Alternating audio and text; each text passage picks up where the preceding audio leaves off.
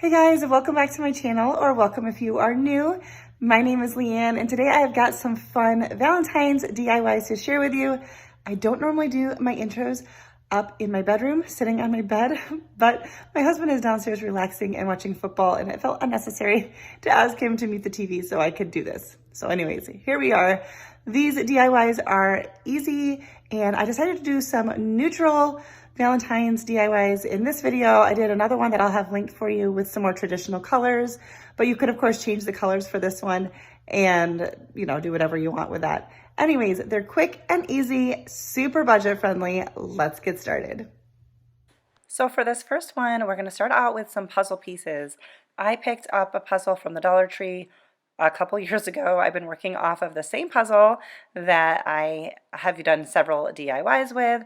And then I just pulled out plaster by Waverly, a white acrylic paint, and then a couple of brown beige colors that I just had in my stash. And we're going to start by painting a bunch of puzzle pieces. I like to flip them over and paint the back side. I have done the printed side before. I think like the first time I did a DIY like this, and I was like, I don't know why I did that because it took more coats. Now the back is just cardboard. It absorbs very quickly, which is great because it dries quickly.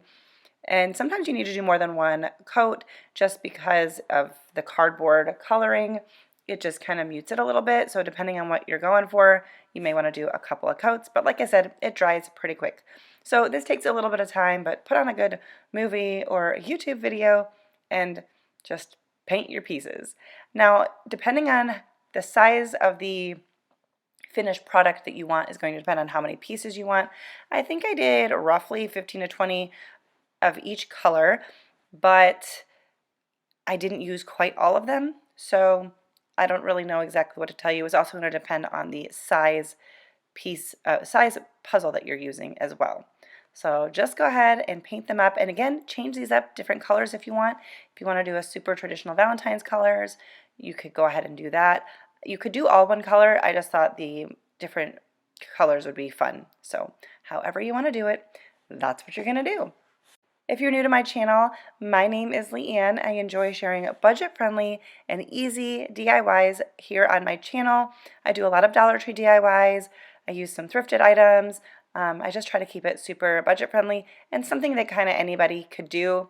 I'm not a professional. I just like creating and I like sharing my ideas with you. So moving on, and I'm sorry, this doesn't seem to be in focus. I'm not sure why, but this is a picture frame that I picked up at a thrift store. As you can see, it was still in its plastic, but I paid 99 cents for it. It was a little bit brittle. A couple of those tabs broke off when I was opening it, but it didn't really matter. It worked fine. You could use any frame that you've already got on hand or from the Dollar Tree. I often find brand new picture frames like wrapped in plastic at one of our local thrift stores, so I usually pick them up when I see them because I can usually get them cheaper than I would at the Dollar Tree. Anyways, I decided that I wanted to lighten up this frame, and so I'm going to give this a couple coats of Waverly's paint in the color Plaster. Painting these plasticky frames can be a little bit tricky. Just make sure that you let the paint dry in between coats, and otherwise I'll just kind of pulls it back off. So it can be a little bit tricky, but just take your time, be patient with it, and it works. So now I'm just, again, this one is out of focus. I promise it gets better. I'm not sure what happened here.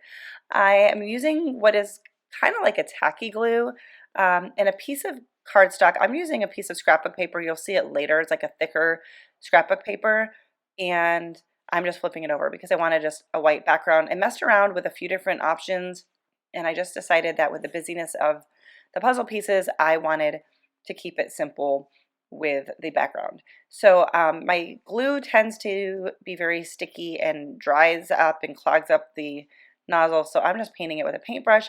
And in the beginning you saw me with a ruler and a pencil. I was just kind of marking where I wanted the center and bottom of a heart is what we're doing, just to give me a little bit of an idea.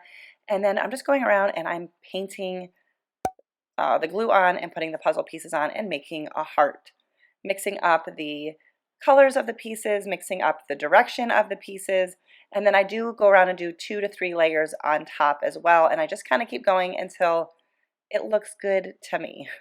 No real specific rules there, and I'm just kind of cleaning up the glass a little bit, and we're going to put this together but we're going to add something else, so we're not quite done yet. So we're going to pop that in, and this was a good frame for this with the puzzle because it had a piece of foam in there originally, so like it made it a little bit, it's like a deeper frame. So when I pulled all of the inside stuff out, there was still plenty of room for the puzzle, so it was perfect for this. And I'm not going to show you this very long because it didn't work. These gold rub-on transfer letters from the Dollar Tree, this is the second time I tried them. They're horrible. I'm throwing them out.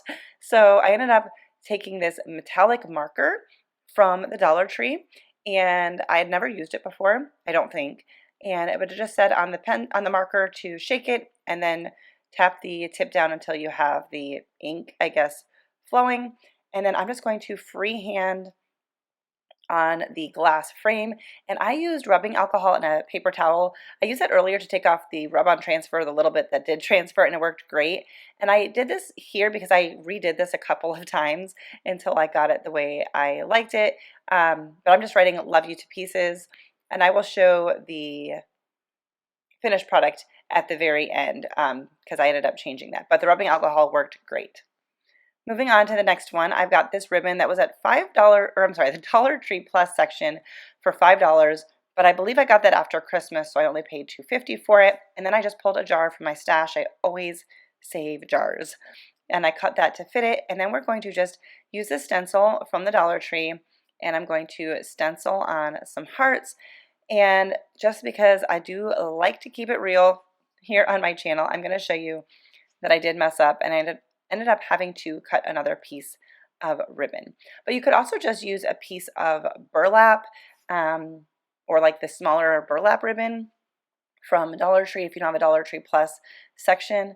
So, you know, yeah, whatever you've got. But I was excited to pick up this ribbon when it was half off. I think I picked it when it was half off. I might have paid full price for it. Either way, $5 is a pretty good price. So here you can see that one I messed up on. So I did it again, and I just did 3 hearts on it, and then I'm just using a tiny bead of glue to attach this, and I'll show you how I style it at the end of the video. But the great thing with this is all you gotta do is heat that up with like a hair dryer or a heat gun, and you can pop, maybe not even have to do that. You might just be able to pull it off. The hot glue will hold fine on the glass, but it is not going to be permanent. So if you want to use this jar again for something else, you can. So repurposing my messed up burlap ribbon, I just cut off some of that and I'm folding it in half. It's a pretty sturdy ribbon, and I'm just going to cut out a heart. And this video is going to have a few different mess ups to share with you.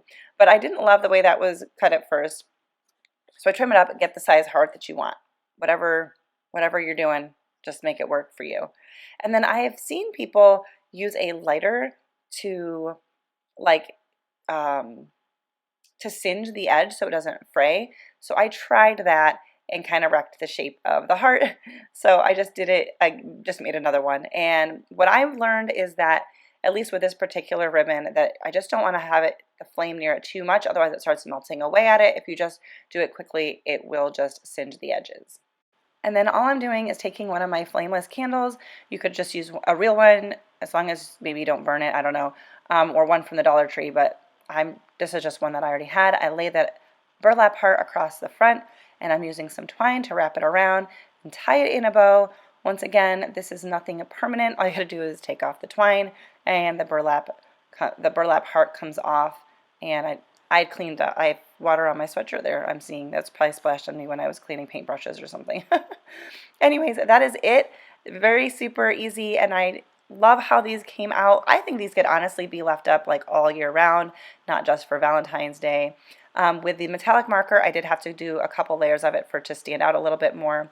But I love how these came out. I hope you enjoyed them too. If you do, don't forget to give it a thumbs up. If you're new, please consider subscribing before you leave, and I'll see you in my next one.